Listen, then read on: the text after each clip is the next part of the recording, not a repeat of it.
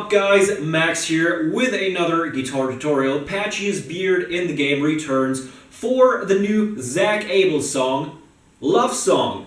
And it's actually by far one of my favorites of the New Music Friday playlist this week because this song is fresh as I don't want to get this video demonetized, and it's super easy to play on guitar as well. Because we've basically got full chords, we've got them in the exact same order throughout the entire thing. It's all pretty standard, and it's also in standard tuning, so that makes it even easier for us because we don't have to switch back and forth with different tunings between different songs, because you guys know I'm not the biggest fan of doing that, but we're gonna jump right in.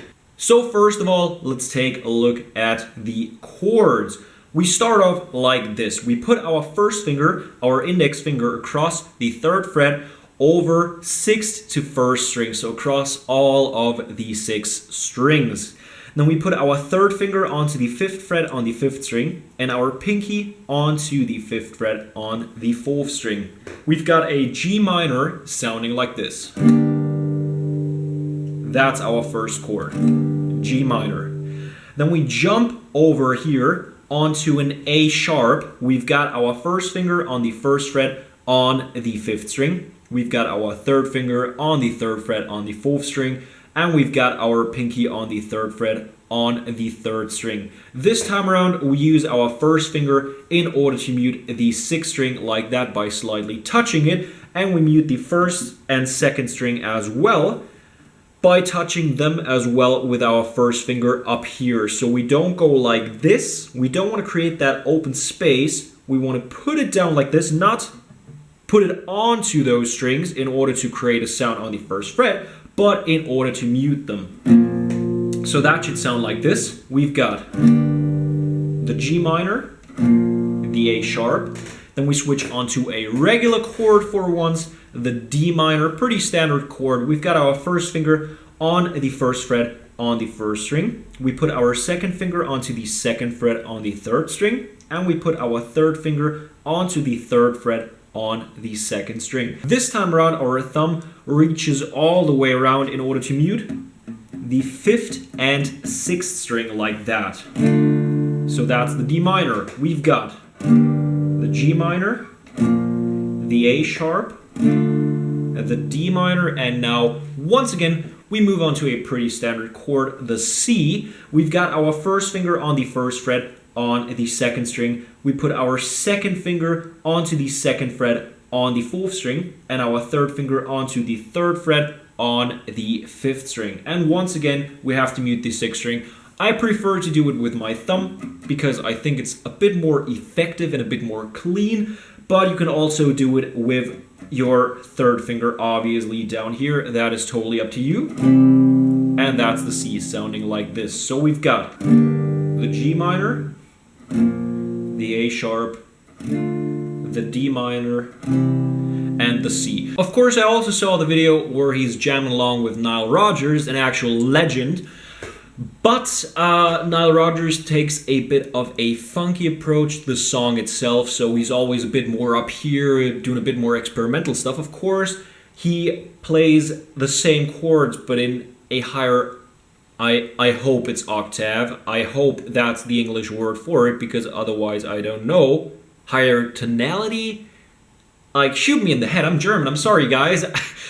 There are still some words out there that are foreign to me, but let's not get off topic. My point is, we're doing the standard way, the way that you can actually like casually jam along to the song without getting too fancy, without getting too freaky and funky.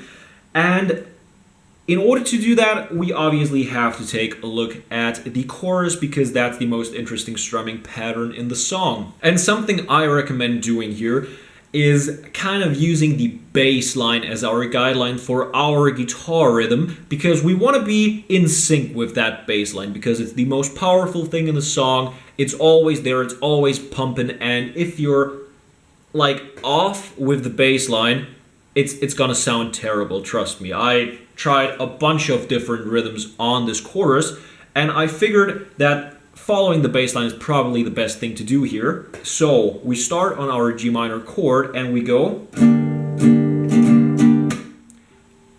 down, down, up, down, up. So we've got... That's what we do in our first chord. It's very basic. Down, down, up, down, up. Then we jump onto our A sharp and we go. So we start once again with a up, down, up. And then we go up, down, up, down, up. Up, down, up, down, up.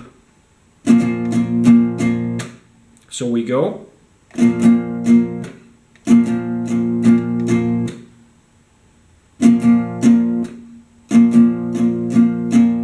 Up, down, up, up, down, up, down, up. So far, we've got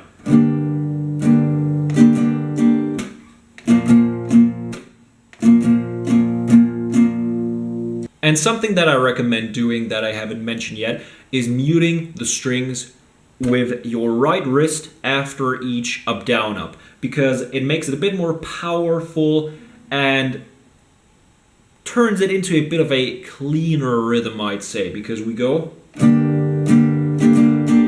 Now I slap my hand on, then we go. Hand back on. Then we jump onto the D minor. We do what we just did on the G minor. Hand slapped back on, and the C, on the C we do what we did on the A sharp. And that is the entire chorus.